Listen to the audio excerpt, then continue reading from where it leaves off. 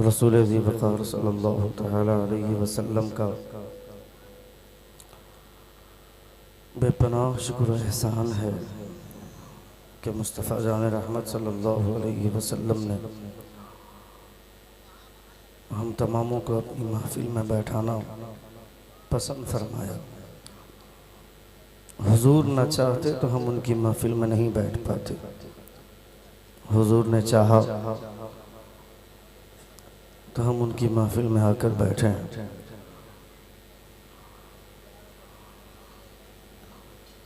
मुस्तफ़ा की चाहत के बगैर नबी कौनैन सल्लल्लाहु तआला अलैहि वसल्लम की मर्ज़ी के बिना कोई उनकी महफिल में नहीं बैठ सकता। आप लायक़ तहसीन हैं, काबिल मुबारकबाद है। बड़ा खूबसूरत जलसा आपने सजाया है।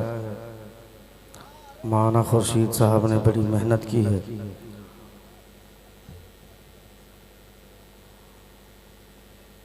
बड़ी मेहनत और मशक्क़त के बाद जलसे का वजूद होता है।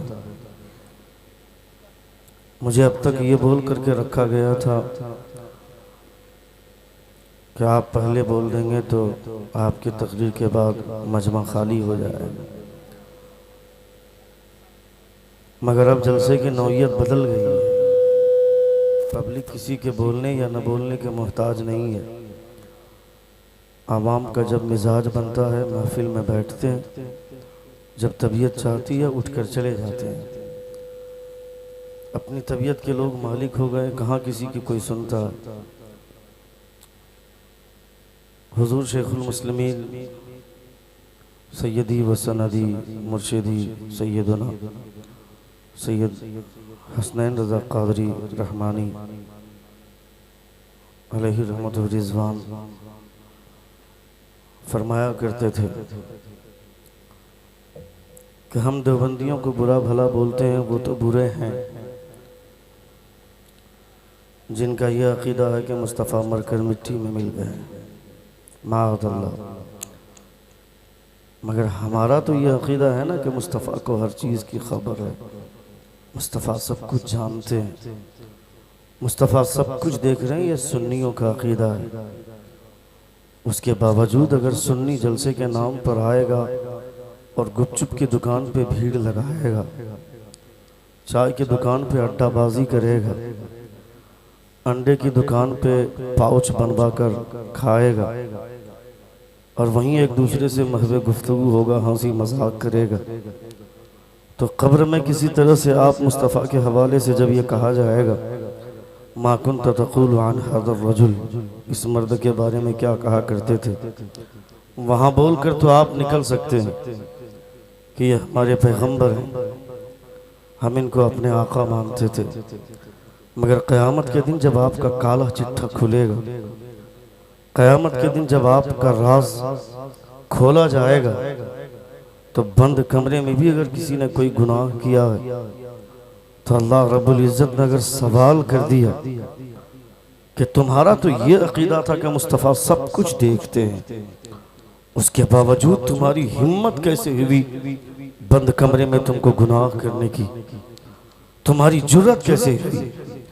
या तो तुमने ये अक़ीदा ही नहीं रखा कि हुजूर सब कुछ जानते हैं, हुजूर सब कुछ देख रहे हैं, या फिर तुमने हुजूर की मौजूदगी में यह सारा गुनाह किया, या फिर तुमने हुजूर की मौजूदगी में ये काले करतूतों को अंजाम दिया है। तुमने मुसलमान अपने ज़मीर को टटोले। नबी कौनैन सल्लल्लाहु तआला अलैहि वसल्लम के जलसे की खुशी में लोग पैसे खर्च करते हैं, मगर जलसे इसलिए नहीं होते हैं कि आदमी चाय की दुकान पे भीड़ लगाए, पान की दुकान पर भीड़ लगाए। जलसे इसलिए होते हैं कि थोड़ी देर आदमी बैठकर मुस्तफ़ा का जिक्र सुने। अभी तो हालात इतने बदतर से बदतर होते जा रहे हैं। अल्लामा इसराइल साहब क़िबला मद्दज़िल्लहु नूरानी का मैं ममनून हूँ, मशकूर हूँ। मैं जो बोलने वाला हूँ ये बहुत पहले से जानते हैं। मुझ जैसे कितने लोगों को इन्होंने पढ़ा लिखा कर इस काबिल बनाया कि वो स्टेज पर बोलने के लायक हो गए। यहाँ स्टेज पर जितने भी उलमा बैठे हुए हैं, ये सब के सब किसी न किसी जाविये से अल्लामा इसराइल के शागिर्द होते हैं, सब के सब। उसके बावजूद स्टेज पर बैठे हुए, इनको कोई ज़रूरत नहीं स्टेज पर बैठने की। मुफ्ती सफ़ीउल्लाह साहब तकरीर कर रहे थे, उनकी भी तकरीर की ज़रूरत इनको नहीं है, उनकी तकरीर की ज़रूरत आपको है। मेरे खिताब की भी इनको कोई ज़रूरत नहीं है, उसके बावजूद ये बैठे हुए हैं।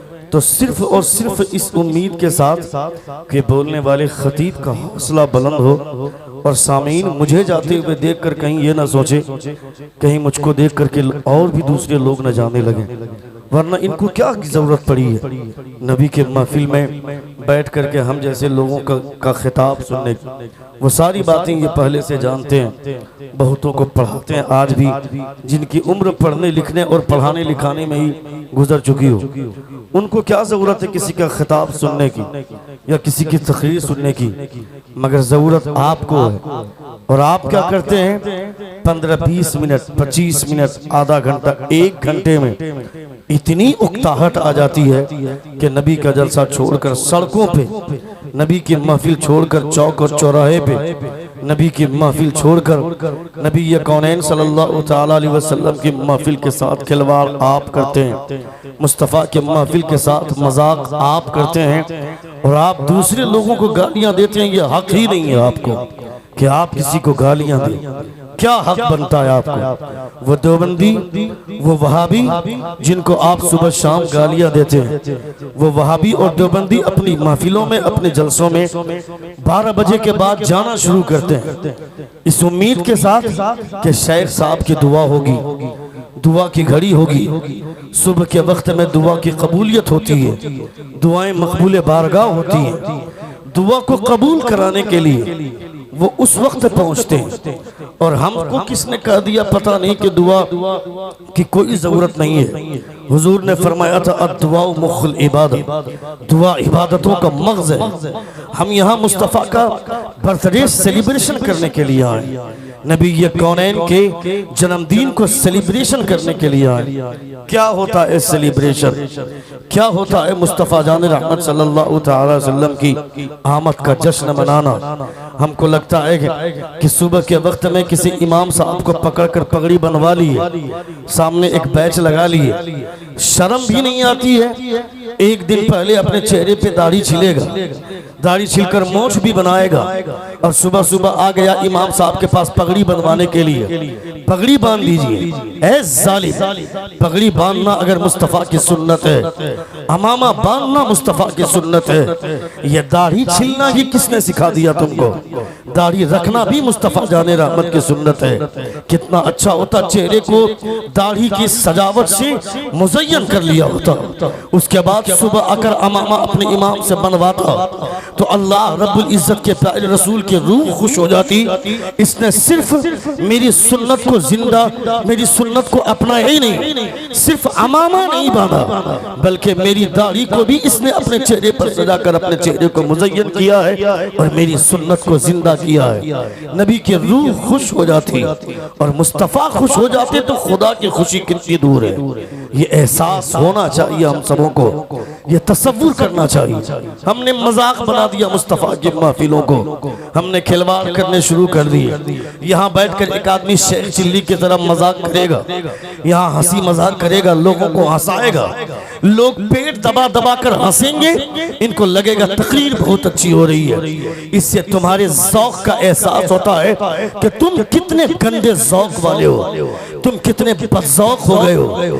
तुम्हें ऐसी तकरीरें अच्छी नहीं लगती है जहाँ से खुदा के खौफ की खुशबू आती है, जहाँ से खशियत इलाही का पैगाम मिलता है, जहाँ से मुस्तफ़ा जाने रहमत सल्लल्लाहु अलैहि वसल्लम की सीरत और मुस्तफ़ा के कैरेक्टर की खुशबुएं आती हैं। ऐसी तकरीरें हमको नहीं चाहिए। शेख चिल्ली को बुलाएंगे, मजाक करने वाले को, शायर आएगा नात पढ़ेगा, शायर आएगा नात पढ़ेगा, स्टाइल मारकर उड़ा उड़ा कर पैसे देंगे।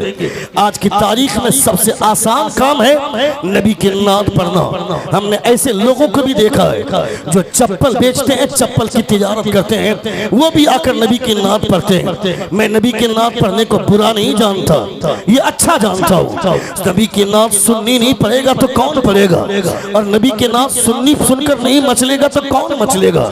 मगर जहाँ नबी की नात का एहतराम होता है वहाँ तकरीर का भी एहतराम होना चाहिए। जो शायर नात पढ़ता है ये भी मुस्तफ़ा की नात है, और जो खतीब बैठ करके बोलता है नबी का कैरेक्टर बयान करता है ये भी नबी की नात है। अगर कोई उसे सुनता है और इसे नहीं सुनता है तो इसका मतलब है कि वो तरन्नुम का दीवाना है, और तरन्नुम का जो दीवाना होता है वो कोई दीवानगी पेश नहीं कर सकता है। मगर जो नबी की नात का दीवाना होता है वो जितनी मोहब्बत के साथ मुस्तफ़ा की शान में पढ़े जाने वाले अशार को सुनता है उससे ज्यादा मोहब्बत के साथ मुस्तफ़ा का कैरेक्टर बुलाएगा। ये तसव्वुर, ये ख्याल, ये तखय्युलात, यही वजह है कि लोग सानिया पढ़ करके छोड़ देते हैं, राबिया पढ़ करके छोड़ देते हैं। कितने लोग ऐसे हैं जो हाफिज भी आधा नहीं बना और वो छोड़ दिया पढ़ाई। आवाज अच्छी है, किसी से भी लिखने की भी जरूरत नहीं है आज की तारीख में ना। कुछ लिखने वाले बहुत सारे लोग हैं। मैं खुद रबीउल अव्वल शरीफ के महीने में मेरा प्रोग्राम है, कल मैं रायगढ़ में था, मैं स्टेज पर जाने वाला हूँ, शायर लोग फोन कर रहे हैं हजरत कलाम दे दीजिए ना, हजरत अभी तुरंत पढ़ना है। यानी आसानी के साथ शेर मिल जा रहा है, आसानी के साथ कलाम मिल जा रहा है, सिर्फ आवाज अच्छी है। कितने लोगों का तो तलफ्फुज भी अच्छा नहीं है, बगैर किसी अच्छे तलफ्फुज के भी वो आकर के स्टेज पर आकर के पढ़ता है। और ऐसे लोगों को हम सुनते स्टाइल मार मार कर पैसे गुलछर्रे की तरह उड़ाते हैं। मैं कहता हूँ ये जो हमने मिजाज बना दिया है तो वो मदरसे में पढ़ेगा क्यों? एक खतीब यहाँ बैठकर मुस्तफ़ा की हदीस पढ़ेगा, मुस्तफ़ा का कैरेक्टर बयान करेगा, हदीस की रोशनी में, कुरान की रोशनी में नबी की सीरत बयान करेगा, और उसी वक्त उठ करके हम चले जाते हैं। ठीक जब शायर आने लगेगा तो सारे लोग आकर फिर जमघटे लगा देंगे। इससे क्या होगा? मजमे में ये हालत देखने के बाद आदमी अपने बच्चे को पढ़ाने के लिए मदरसे में भेजेगा, उस बच्चे का भी मिजाज उसी वक्त से बनने लगता है कि खतीब बन करके क्या होगा, मौलाना बन करके क्या होगा। किसी तरफ प्रैक्टिस करेंगे, आवाज अच्छी है, पैसा कमा लेंगे। मैं कहता हूँ लोग बोलते हैं कि डॉक्टर बनना गलत है, इंजीनियर बनना गलत है, प्रोफेसर बनना गलत है। नहीं साहब, इंजीनियर बनने वाला आदमी अगर इंजीनियर इस ख्याल के साथ बनता है कि मैं गरीब लोगों के साथ इंसाफ करूंगा और उसके घर का नक्शा बनाऊंगा और गरीबों की मदद करूंगा, उसका पैसा नहीं लूंगा, मैं अमीरों से पैसे लूंगा, गरीबों से पैसे नहीं लूंगा, तो फिर ये दुनियावी तालीम नहीं है, ये दीन की तालीम हो जाती है। अगर कोई लोगों की खिदमत करने के लिए अगर कोई इंजीनियर बनता है, कोई अगर डॉक्टर इस ख्याल से बनता है कि मैं डॉक्टर बन जाऊंगा, लोगों से पैसा कमाऊंगा, ये दुनियावी तालीम है। और अगर डॉक्टर इस ख्याल में बना कि मैं हर दिन जहां 50 पेशेंट को देखूंगा उनमें से 5 गरीब पेशेंट का फ्री में इलाज करूंगा, अगर ये सोच कर डॉक्टर बनता है तो फिर ये डॉक्टर बनना ये दुनियावी तालीम नहीं है, ये दीनी तालीम है। अगर कोई हाफिज कुरान बनता है ये सोचकर कि मैं कुरान पढ़ाऊंगा, लोगों से पैसे लूटूंगा, अगर कोई आलिम बनता है ये सोच करके सिर्फ पैसा कमाऊंगा, फातिहा करने जाऊंगा 500 का डिमांड करूंगा, किसी के यहाँ निकाह में जाऊंगा 15,000 का डिमांड करूंगा, यानी पैसे का दिमाग में नशा सवार करके अगर कोई आलिम भी बनता है तो ये आलिम बनना उसके लिए दीनी तालीम नहीं है, ये दुनियावी तालीम है। ये सारी सोच अपने दिमाग में, किसने तुमको कहा कि डॉक्टर बनना गलत है, किसने कहा कि इंजीनियर बनना गलत है, किसने कहा कि प्रोफेसर बनना गलत है। अभी आज से अभी आयरलैंड में एक हॉस्पिटल है, आयरलैंड में एक बहुत बड़ा मेडिकल है, उस मेडिकल में हर साल एक नर्स को एक अवार्ड दिया जाता है। जानते हैं आप उस अवार्ड का नाम क्या है? उस अवार्ड का नाम है और रुफैदिया और रुफैदा सलीमिया, उस अवार्ड का नाम है। कभी तारीख और कभी हिस्ट्री उठाकर देखना तब तुम्हें पता चलेगा। हम मुसलमान हैं, हम पैदाइशी मुसलमान बन गए। मेरा बाप अब्दुल रहीम था, मैं अब्दुल गफूर बन गया, मेरा बाप अब्दुल गफूर था, मैं अब्दुल रहमान बन गया, यानी पैदाइशी मुसलमान के घर में पैदा हुए तो मुसलमान हो गए। मगर मेरा किरदार इतना बदतर हो गया, हम खड़े होकर पेशाब करते हैं, हम खड़े होकर पानी पीते हैं, चलते फिरते आदमी गुनाह करता है, चलते फिरते आदमी जिना करता है, लड़कियों को ताड़ना हमारा सेवा बन गया है। हमने ऐसे लोगों को भी देखा है जो 11वीं शरीफ का लंगर करवाते हैं और दीवार के किनारे पर खड़े खड़े कुत्ते की तरह पेशाब करते हैं। मैं उस जालिम से कहना चाहता हूँ, जालिम तू 11वीं शरीफ का लंगर करवा रहा है, जानता है किस गौस की बात कर रहा है? वो गौसे आजम जिनकी पैदाइश से 1000 बरस पहले हज़रत शेख इब्ने वहाब ने फरमाया था कि आने वाला एक ऐसा बुजुर्ग जो इराक में आने वाला है, पैदा होगा इराक में मगर रहेगा बगदाद में। वह यकूल कदमी हादी अला रक़बती कुल्ली वली अल्लाह, my foot step on the neck of all औलिया ऑफ अल्लाह। मेरा कदम तमाम औलिया अल्लाह की गर्दनों पर है और ये अपनी मर्जी से नहीं खुदा की मर्जी से कहेगा। सुन रहे हैं आप? सुन रहे हैं? कितने लोग सुन रहे? हाथ उठाकर कहें या रसूल अल्लाह, और जोर से कहें या हबीब अल्लाह। अल्लामा इस्राइल साहब किबला फैजी मद्दसिल्लहु नूरानी हम लोगों के बाप की हैसियत रखते हैं, इल्मी एतबार से, खिदमत खल्क के एतबार से, खिदमत दीन के एतबार से, असागिर नवाजी के एतबार से। ये बहुत बड़ा कद है इनका, बैठे हुए हैं, हौसला बुलंद है। सुनिए, एक बार जोर से अपने दोनों हाथों का फिजा में लहरा कर कहें या रसूल अल्लाह, और एक बार कहें या हबीब अल्लाह। आयरलैंड में एक मेडिकल है, आयरलैंड में एक मेडिकल है, उस मेडिकल में हर साल जो साल भर में जो डॉक्टर और नर्स जो अच्छा काम करती है, जो डॉक्टर अच्छा काम करता है, जो नर्स किसी की खिदमत खल्क के एतबार से या डॉक्टरी के एतबार से, पेशेंट के इलाज के एतबार से जो बहुत अच्छा काम करती है, उसे एक अवार्ड दिया जाता है। उस अवार्ड का नाम है अर्रुफैदा सलीमिया। पूछिए इन उलमा से ये अर्रुफैदा सलीमिया का नाम क्यों रखा गया? वो हिंदू कॉलेज है, हिंदू मेडिकल है, मगर उस मेडिकल में अर्रुफैदा सलीमिया नाम का अवार्ड दिया जाता है। ये अर्रुफैदा सलीमिया है कौन? ये अर्रुफैदा सलीमिया वो है, सुनिएगा एक बार जोर से कहें या रसूल अल्लाह। अर्रुफैदा सलीमिया ये एक सहाबिया का नाम है। मुस्तफा जाने रहमत सल्लल्लाहु अलैहि वसल्लम मैदान बद्र में तशरीफ ले जाने के लिए अपने सहाबा को सफों में आरास्ता कर रहे हैं। एक खातून सामने आती है, फरमाती है अल्लाह के रसूल मुझे भी जंग में जाने की इजाजत दीजिए। मुस्तफा फरमाते हैं यहाँ मर्दों का काम है, तुम वहां जाकर क्या करोगे? वो खातून बोलती है अल्लाह के रसूल हम जंग नहीं करेंगे, ये मुजाहिदीन इस्लाम जो जंग करने वाले हैं ये जंग करेंगे। किसी को तलवार का जख्म लगेगा, किसी को तीर का जख्म लगेगा, किसी को भाले का जख्म लगेगा। जब ये जख्मी हो जाएंगे, इन जख्मी शुदा मुजाहिदीन की मरहम पट्टी करने के लिए मैं सलामत रहूंगी। मुझे साथ लेकर के जाएं, मुझे साथ लेकर के जाएं। उस खातून का नाम है अर्रुफैदा सलीमिया। मुस्तफा ने उसे इजाजत दी। उस टीम में जिन जो खातून थी उनमें हजरत आयशा सिद्दीक़ा रज़ियल्लाहु ताला अन्हा भी है, यानी नबिय्यत कौनैन सल्लल्लाहु अलैहि वसल्लम जिहाद में अर्रुफैदा सलीमिया को इजाजत दी। मुस्तफा ने कहा चलो तुम भी चलो, और ये खातून ने मुजाहिदीन इस्लाम की मरहम पट्टी की, उनका इलाज किया। यानी मुस्तफा ज़हन क्या देना चाह रहे हैं? मुस्तफा ज़हन ये देना चाहते हैं कि तुमको किसने कहा दिया अपनी बेटी को डॉक्टर मत बनाना, अपनी बेटी को इंजीनियर मत बनाना। मुस्तफा मैदान बद्र में अपनी साहबिया को डॉक्टर की हैसियत में मुस्तफा लेकर के जा रहे हैं। जोर से बोलिए, जोर से बोलिए, जोर से बोलिए। मुस्तफा डॉक्टर की हैसियत से, नर्स की हैसियत से अर्रुफैदा सलीमिया को लेकर के जा रहे हैं मुस्तफा। इसका मतलब है डॉक्टर बनना गलत नहीं है, डॉक्टर बनना अच्छा काम है। अगर इस ख्याल से डॉक्टर बनता है कि मदरसे में पढ़ने वाले बच्चों का फ्री ट्रीटमेंट किया जाएगा, फ्री इलाज किया जाएगा।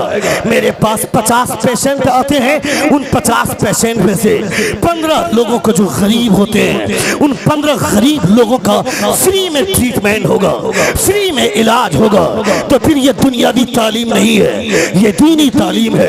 आवाज अच्छी है, नात पढ़ रहा है, ये सोच कर नात पढ़ने लगा कि हम इससे पैसे कमाएंगे, तो ये दुनियावी काम है। तकरीर कर रहा है, ये सोच कर कि मैं इससे पैसे कमाऊंगा, तो फिर ये दुनियावी काम है, ये दुनियावी काम है। मकसद ये हो कि मैं तकरीर करूं, इससे लोगों का भला हो, इससे लोग मुस्तफा जाने रहमत का दीन समझे। मुस्तफ़ा की शरीयत समझे। ये अलग बात है अगर उस खिदमत दीन की वजह से, खिदमत दीन के मुआवजे के तौर पर अल्लाह रब्बुल इज्जत तुमको नवाज दे किसी जरिए से, चाहे वो नजराने के तवस्सुल से, चाहे किसी और तवस्सुल से, अगर नवाज दे तो ये अल्लाह रब्बुल इज्जत की जानिब से एक बदला है, ये अल्लाह रब्बुल इज्जत की जानिब से बदला है। मगर लोगों की मुंडी मरोड़ कर, लोगों के सीने पर चढ़ कर जो हम नजराने की बात करते हैं, कभी कभी आदमी को अपने बाजुओं को नर्म रखना चाहिए, कभी कभी बाजुओं के गोशे को नर्म रखना चाहिए, इस एहसास के साथ कि अगर सारे लोग उसी निहज के हो जाएंगे तो फिर मुस्तफ़ा जान रहमत के जलसों का क्या होगा। लोगों में दीन और सुन्नियत बची हुई है तो जलसों की वजह से बची हुई है। मैं जलसों के खिलाफ नहीं, जो लोग जलसे के खिलाफ बोलते हैं कि जलसों से कोई फायदा नहीं है, मुझे ऐसे लोगों से घिन आती है। ए जालिम, तू बोलता है नबी के जलसों से फायदा नहीं है, ये आवाम मदरसा जाती कब है? ये आवाम मदरसा तब जाती है जब उसके बाप मरते हैं। जब तक बाप मरेगा नहीं, जब तक माँ मरेगी नहीं, तब तक मदरसा नहीं जाएंगे। फिर आवाम के अंदर जो सुन्नियत बची हुई है, जो मुस्तफ़ा का इल्म का खुमार बचा हुआ है, जो मुस्तफ़ा की शरीयत का कानून बचा हुआ है, ये किसकी मेहरबानी है? ये मेहरबानी है तो इन्हीं उलमा के बयानात की मेहरबानी है। यहाँ लोग आते हैं, 1 घंटे की तकरीर में 15 किताबों का मुताला लोग अपने सीने में ले करके जाते हैं। 15-20 किताबों के मुताले का खजाना लोग अपने सीने में लेकर के जाते हैं। आप लायक तहसीन है, काबिल मुबारकबाद है। हमारा ज़मीन तो खोखला हो गया, हम तो आज सिर्फ शॉर्टकट की बातें सुनने के लिए अपने आप को जिंदा रखे हुए हैं। हमको तो कोई मौलवी अगर चंदे की बात करता है, हमको लगता है कि मौलाना लोग अपना मिजाज बना रहे हैं, अपना माहौल बना रहे हैं।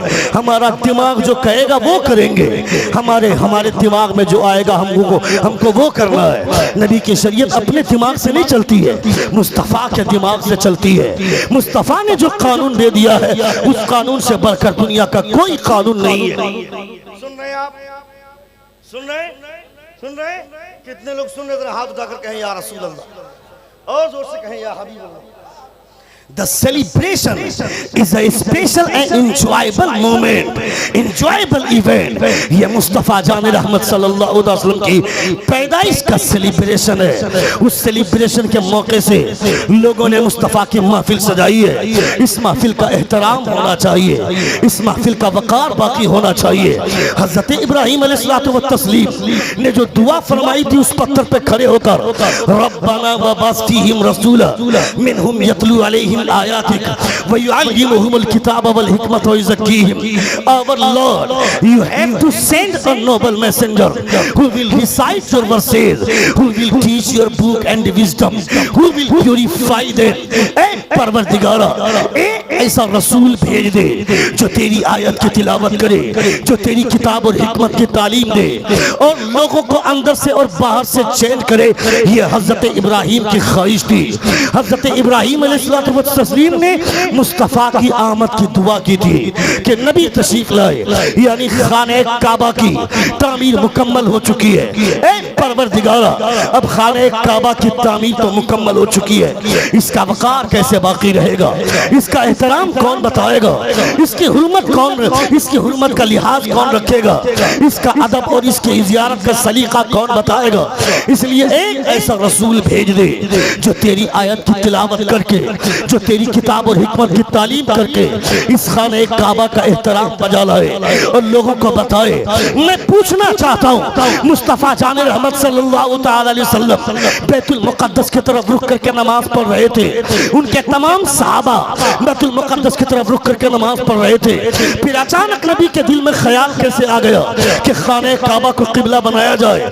हज़रत सुलेमान अलैहिस्सलातु व तस्लीम ये भी बहुत बड़े पैगंबर हैं, जलीलुल क़द्र नबी हैं। जो 12 अंबियाए कराम ऐसे हैं जो मखतून पैदा हुए, खतना शुदा पैदा हुए 12 अंबियाए कराम। उन 12 अंबियाए कराम में से एक पैगंबर हज़रत सुलेमान अलैहिस्सलातु व तस्लीम है जो खतना शुदा पैदा हुए हैं। उनके जरिए अल्लाह रब्बुल इज्जत ने बैतुल मुक़द्दस को तामीर करवाया। और हजरत इब्राहीम अलैहिस्सलातु व तस्लीम खतना शुदा पैदा नहीं हुए, 40 साल की उम्र में आपने अपना खतना करवाया। लोग आज खतना बचपने में करवा देते हैं।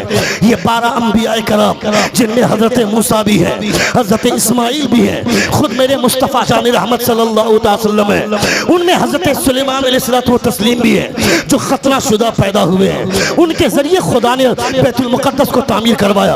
हजरत इब्राहीम अलैहिस्सलातु व तस्लीम और हजरत इस्माइल के जरिए खाने काबा को वजूद में लाया गया। मैं पूछना चाहता हूँ, मुस्तफ़ा ने बैतुल मुक़द्दस की तरफ रुक करके नमाज पढ़ रही थी, मुस्तफ़ा नमाज पढ़ रहे थे, उनके तमाम सहाबा नमाज पढ़ रहे थे, गलत क्या था? ए मुस्तफ़ा, ये भी एक नबी के जरिए तामीर हुई है। ये बैतुल मुक़द्दस भी एक नबी के जरिए उसका वजूद मुकम्मल हुआ है। खाने काबा की तामीर भी एक नबी के जरिए हुई है। मगर उस तरफ रुक करते हुए नमाज पढ़ रहे थे, फिर अचानक दिल में ख्याल कैसे हुआ कि खुदा ने ये फरमा दिया, क़द नरा तक़ल्लुब वजहिका फ़िस्समा फ़लनुवल्लियन्नका क़िबलतन तर्दाहा। ए मुस्तफ़ा, हम आपके आसमान की तरफ चेहरा उठाने को बार बार देख रहे हैं। आप जिस तरफ जिसको अपना किबला बनाना चाहते हैं उसे किबला बना लीजिए। फ़वल्ली वजहका शत्रल मस्जिदिल हराम। 2 रकअत नमाज अदा की थी मुस्तफ़ा ने बैतुल मुक़द्दस की तरफ रुक करके। 2 रकअत के लिए आप खाने काबा की तरफ फिर गए, वजह क्या है? सुन रहे? एक बार जोर से कहें या रसूल अल्लाह। क्या वजह है? मुस्तफ़ा जान रहमत सल्लल्लाहु अलैहि वसल्लम बैतुल मुक़द्दस से रुख आपने फेर लिया खाने काबा की तरफ, तो हमारे पास मिशकात शरीफ की हदीस, मिशकात की रिवायत हमारे सामने है। ये हदीस तिरमिज़ी में भी है। नबी ये कौनैन सल्लल्लाहु तआला अलैहि वसल्लम जब पैदा हुए तो खाने काबा मुस्तफ़ा जान रहमत के घर की तरफ झुका था। नबी ये कौनैन ने इस एहसान का बदला दिया। काबा मेरी इबादत, ये काबा मैं जब पैदा हुआ, मेरी जब विलादत हुई, उस विलादत के मौके से तू मेरी जानिब एक मर्तबा झुका था। अब क़यामत तक के लिए तमाम मुसलमानों को मैं तेरी तरफ झुकाऊंगा। तू मेरी इज्जत के लिए एक बार झुका है, अब तेरी इज्जत क़यामत तक के तमाम मुसलमान करेंगे।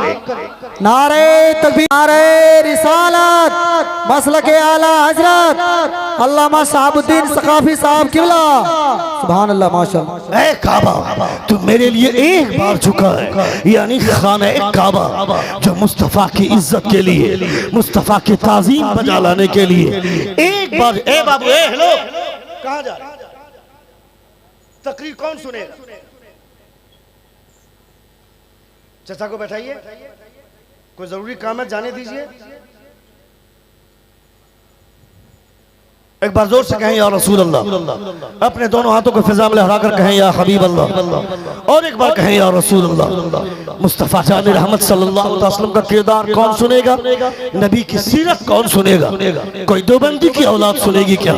कोई राजपूत की औलाद सुनेगी क्या? ब्राह्मण के नुत्फे सुनेंगे क्या? ये हमारी जरूरत की चीजें, उठना बैठना, चलना फिरना, बोलने का सलीका, ये सारी चीजें मुस्तफ़ा ने हमें अता की। उसका एहसान हम चुकाएंगे तो कोई दूसरा चुकाएगा।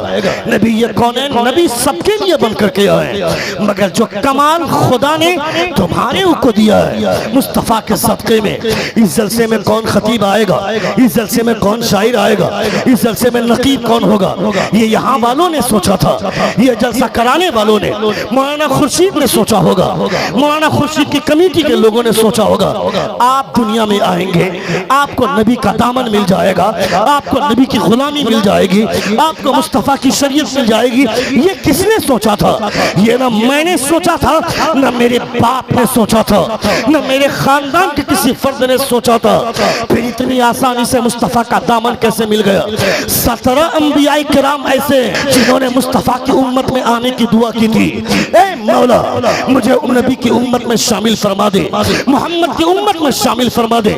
यानी 17 अंबिया किराम मुस्तफ़ा की उम्मत में आने की दुआ करें और तुमने बगैर दुआ मांगे मुस्तफ़ा की उम्मत को, मुस्तफ़ा की उम्मत में तुम आ गए, मुस्तफ़ा का दामन मिल गया, मुस्तफ़ा की गुलामी मिल गई। ये एहसास किसका है? हज़रत मूसा अलैहिस्सलातु व तस्लीम कोई दूर पर खुदा से बात कर रहे हैं, फरमाते हैं परवरदिगार मैंने तौरेत में एक उम्मत का तज़किरा पढ़ा है जो उम्मत मुझे बड़ी अच्छी लगी, मौला मुझे वो उम्मत मेरे हवाले कर दे। खुदा फरमाता है मूसा जो मकाम दिया गया है उस पर शुक्रिया अदा करो, वो उम्मत मैं तुझे कैसे दे सकता हूँ?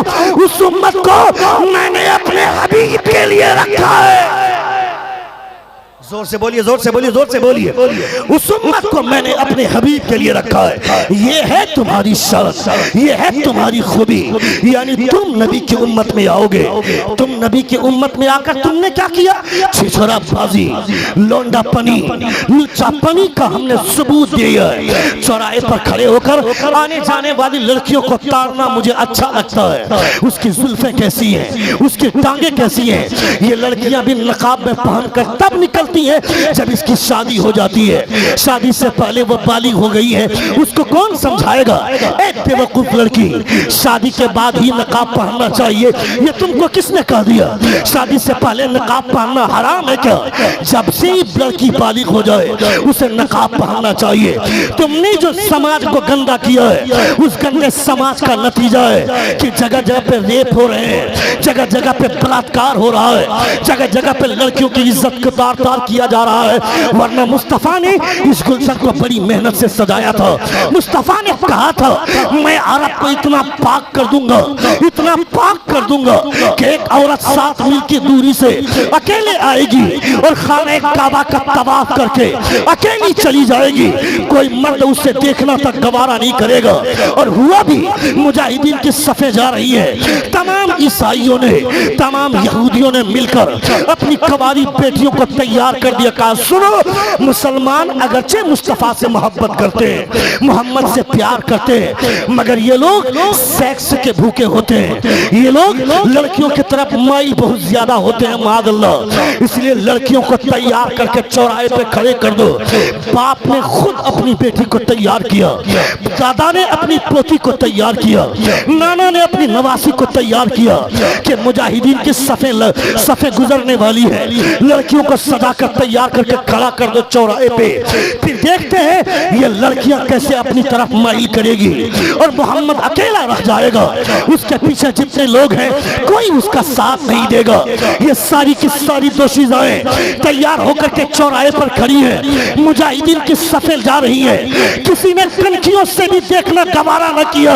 लोगों ने पूछा क्या वजह है, देखा नहीं है। जवाब मिलता है सुनो सुनो, ये मुस्तफा के चाहने वाले हैं। इनका कहना है जिन आंखों में मुस्तफा का जमाल बस जाता है वो किसी और की खूबसूरती देखना गवारा नहीं करता।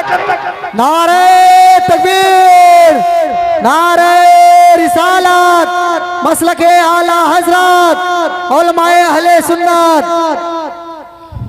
जिन आंखों में मुस्तफा का जमाल बस जाए, जिन आंखों में मुस्तफा की खूबसूरती बस जाए, वो किसी लड़की को देखेगा, वो लड़की की खूबसूरती देखेगा। ये कौन है? 3 दिन न नहाए तो बदन से बदबू आने लगे, इसकी हैसियत क्या है? 4 दिन न नहाए तो शौहर घिन करने लगे, इसकी हैसियत क्या है?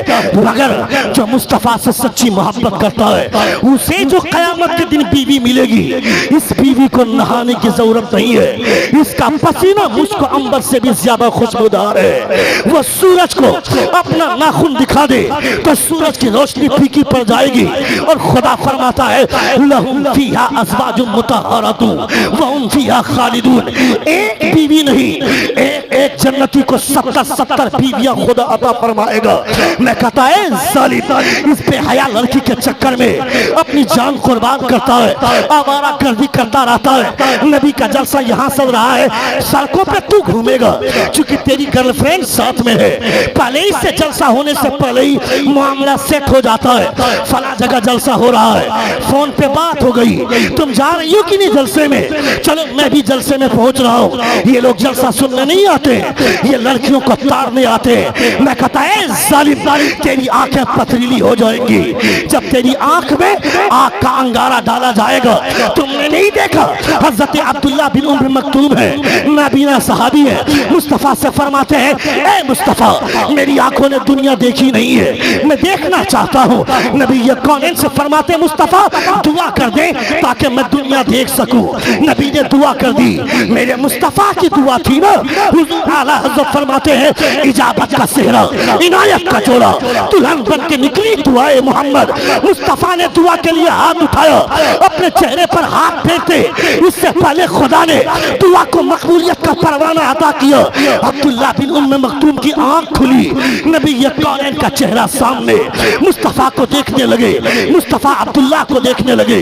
दोनों एक दूसरे को चेहरे के देख रहे। इधर मेरी तरफ तवज्जो दे, क्लोजली अटेंशन, मुकम्मल तौर पर अपनी तवज्जो को मेरी जानिब मबजूल करें। मुस्तफा अब्दुल्ला को, अब्दुल्ला मुस्तफा को, मुस्तफा अब्दुल्ला को, अब्दुल्ला मुस्तफा को देख रहे हैं। काफी देर तक ये सिलसिला चलता रहा। फिर अचानक हजरत अब्दुल्ला बिन उम्मे मक्तूम फरमाते हैं ए मुस्तफा दुआ कर दे कि मेरी आंख की रोशनी वापस चली जाए। कहा ए अब्दुल्ला बिन उम्मे मक्तूम अभी दुआ करवाई आंख में रोशनी आने की, फिर अचानक दुआ करवा रहे हो रोशनी चले जाने की, वजह क्या है?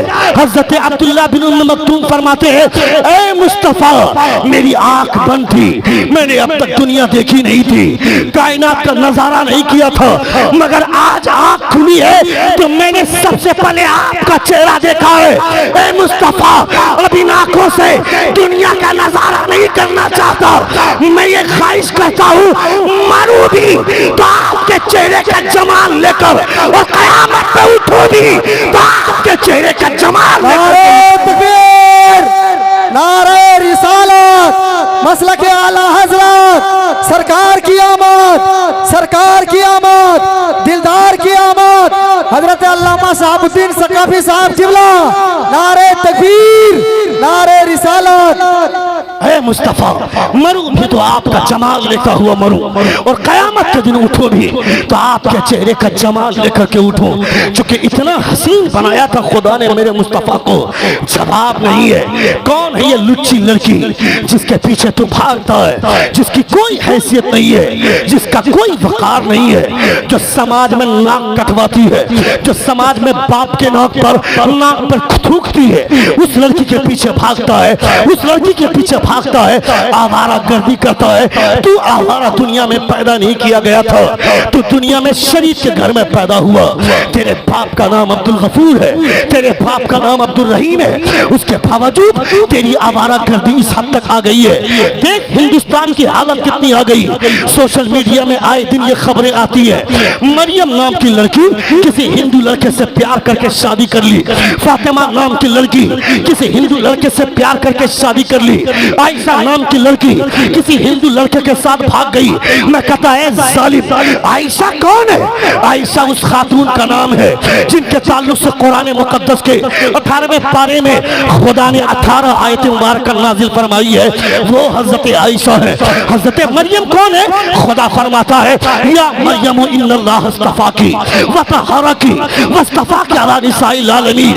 ए मरियम खुदा ने तेरी पाकी का सिलेक्शन कर लिया, तेरे सजदे का सिलेक्शन कर लिया। हजरत फातिमा फरमाती है ए अल्लाह के रसूल खुदा ने मरियम के सजदे को, मरियम की पाकी का सिलेक्शन कर लिया, मेरे सजदे कहाँ गए? मुस्तफा फरमाते हैं ए फातिमा मरियम की जिंदगी भर के सजदे एक तरफ और तेरा एक सजदा एक तरफ, दोनों को तोड़ा जाएगा। मरियम के तमाम सजदों पर तेरा एक सजदा भारी हो जाएगा। वो हजरत फातिमा है, वो हजरत मरियम है, वो हजरत आयशा है। मतलब नहीं समझे, मतलब मैं समझा रहा हूँ। अपनी बेटी का नाम आयशा रख देने से आयशा जैसा कैरेक्टर नहीं आ जाएगा उसमें, मरियम नाम रख देने से मरियम जैसा किरदार नहीं आएगा, फातिमा नाम रख देने से फातिमा जैसी सीरत उसके अंदर नहीं पाई जाएगी। उसे बैठ कर समझाया जाए, उसे बताया जाए फातिमा की सीरत क्या थी। हजरत राबिया बसरिया का कैरेक्टर क्या था, हजरत मरियम की कहानी सुनाओ उसे हजरत आयशा की पाकदामनी की कहानी सुनाओ, तब तुम्हारी बेटी के दिल दिमाग में एक शौक जागेगा। मगर पैदा हुई, बाप ने नाम रख दिया मरियम। वो लड़की 24 घंटे सिनेमा हॉल में जाती है, 24 घंटा घर में टीवी देखती है। टीवी देखने की जरूरत नहीं है, बाप ने एंड्रॉइड फोन दे दिया, 24 घंटे मोबाइल में फिल्में देखती है। आज टिकटॉक की दुनिया में सबसे ज्यादा टिकटॉक वीडियो मुसलमान की लड़कियां बना रही है, सबसे ज्यादा टिकटॉक वीडियो मुसलमान लड़के बना रहे हैं। मैं कहता है जालिम लड़की टिकटॉक बनाकर अपनी खूबसूरती की नुमाइश करती है। ये खूबसूरती 4 दिन की है।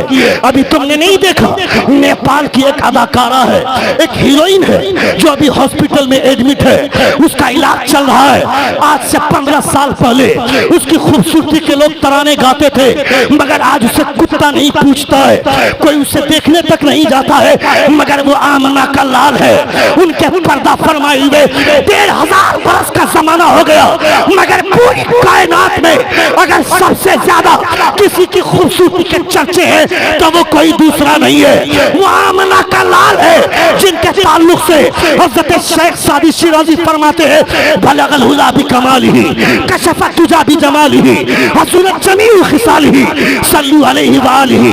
He reached the highest place by his perfection. He removed darkness by his beauty. दुनिया के तमाम खूबसूरत चेहरे एक तरफ, आमना के लाल का तलवा एक तरफ, दुनिया के तमाम चेहरों पर मुस्तफा का तलवा बारी हो रही। नारे तकबीर, नारे रिसालत, मसलक आला हजरत, इश्क मोहब्बत, पत्ती पत्ती करिया करिया, माशाअल्लाह। अल्लाह रब्बुल इज्जत आपको सलामत रखे। बहुत अच्छा प्रोग्राम आपने सजाया है, बहुत अच्छे प्रोग्राम का इनेकाद आपने किया है। नबी के जलसों के साथ मजाक नहीं होना चाहिए, मुस्तफ़ा की महफिलों के साथ खिलवाड़ नहीं होना चाहिए। नबी की महफिल में आदमी आए तो इस ख्याल से आए कि थोड़ी देर मुस्तफ़ा का कैरेक्टर सुनेंगे। तुमने नहीं देखा मुस्तफ़ा की खूबसूरती को, तुमने सिर्फ सुना है, मगर सुनकर भी एहसास कमतरी के शिकार मत होना। हुजूर ने तो तुम्हें देखा है ना। हुजूर फरमाते हैं जिसने मुझे देखा और देखकर मुझ पर ईमान लाया, मैं उसे एक मरतबा मुबारकबादी पेश करता हूँ। जिसने मुझे नहीं देखा, बगैर देखे मुझ पर ईमान लाया, मैं उसे 7 मरतबा मुबारकबादी पेश करता हूँ। ये हुजूर फरमाते हैं, इसलिए ऐसा से कमतरी का शिकार मत होना। हुजूर थे इतने हसीन कि आपको अंदाजा नहीं है। फजर की नमाज पढ़ने के बाद मुस्तफा चले टहलने के लिए, टहलते टहलते मुस्तफा पहाड़ के दूर निकल गए। उस पहाड़ के उस पार चंद लोगों के खेमे लगे हुए थे। उसी खेमे के बाजू में एक अस्तबल है जहां लोगों ने घोड़े बांधे थे।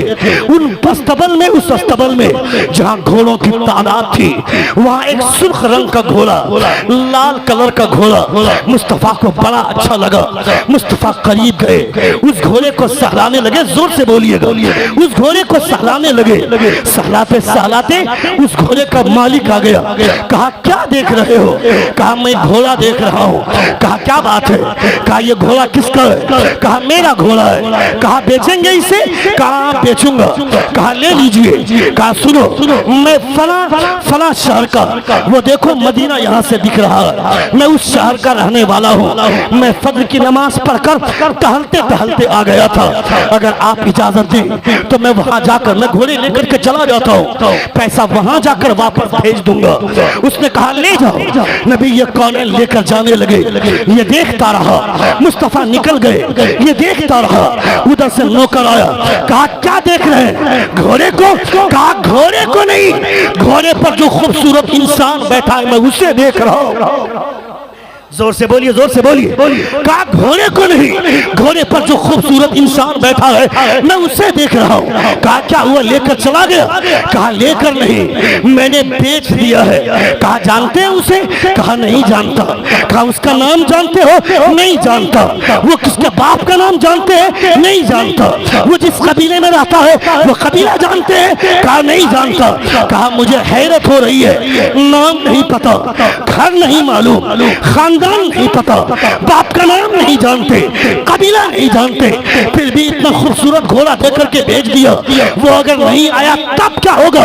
ये गुफ्तगू हो रही थी उस सरदार की बीवी पर्दे के पीछे से सुन रही थी। पर्दा हटाई, वो बोलती है, ए नौकर सुन ले, अगर वो आदमी पैसा न दिया करके तो मैं पैसा अदा करूंगी, उस घोड़े की कीमत मैं दूंगी, क्योंकि मैंने देखा वो आदमी जब यहाँ पे खड़ा था उसके जिस्म का साया नहीं था।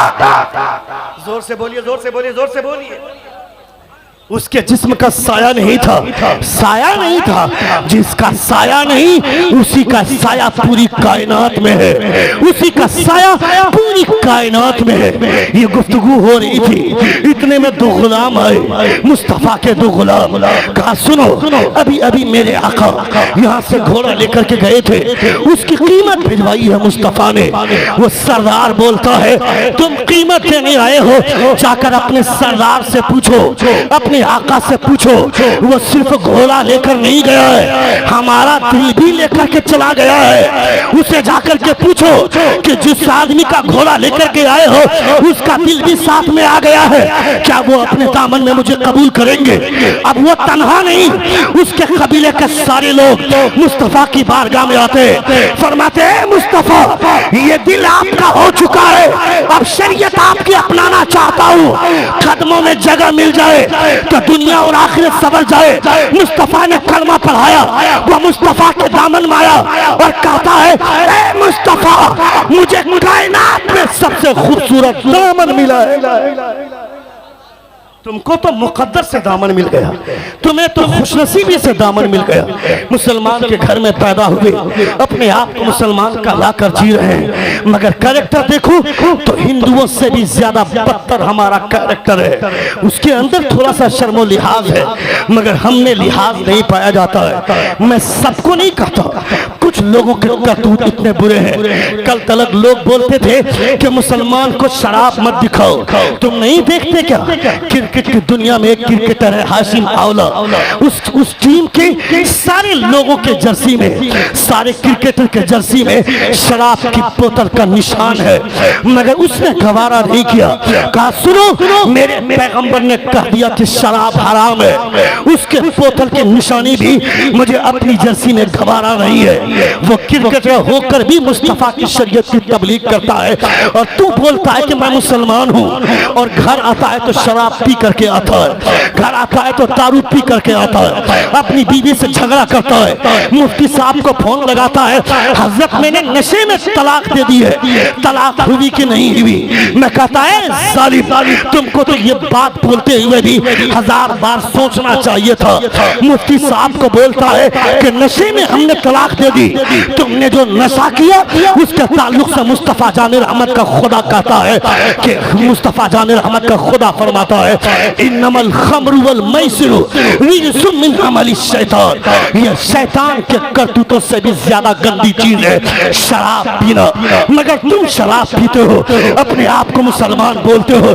तुमने नहीं देखा मदीने की गलियों में जो लोग शराब पीते थे, मुस्तफा का एक ऐलान सुना और मदीने ने शराब के उन तमाम मटकों को ऐसा तोड़ा कि दोबारा हाथ नहीं लगाया, इसलिए उनको यकीन था हमने यहाँ शराब छोड़ दी तो क़यामत के दिन खुदा का वादा है, इन्नल अबरार यशरबून मिन कासिन काना मिजाजुहा काफूरा। यहाँ शराब छोड़ दी, वहाँ जो शराब होगी उस शराब को शराबे तहूरा कहा जाता है। उसे पीने के बाद यहाँ पीते हैं, उसे पीकर दुनिया भूल जाते हैं, मगर उसे पियोगे तो खुदा की याद आएगी, मुस्तफा की याद आएगी, खुदा का दीदार मैसर होगा। जिंदगी ने फिर कभी वफा की तो इंशाअल्लाह ताला मुकम्मल खिताब होगा, मुकम्मल गुफ्तगू होगी। हमारे बोलने में या आपके सुनने में कोई गलती हुई हो, सभी हजरात हमारे साथ मिलकर बावाज़ बुलंद तौबा इस्तिग़फ़ार पढ़े, अस्तग़फ़िरुल्लाह रब्बी मिन कुल्लि ज़ंबि व अतूबु इलैहि। जोर से कलमे शहादत पढ़िए, अशहदु अल्ला इलाहा इल्लल्लाहु व अशहदु अन्ना मुहम्मदन अब्दुहु व रसूलुहु।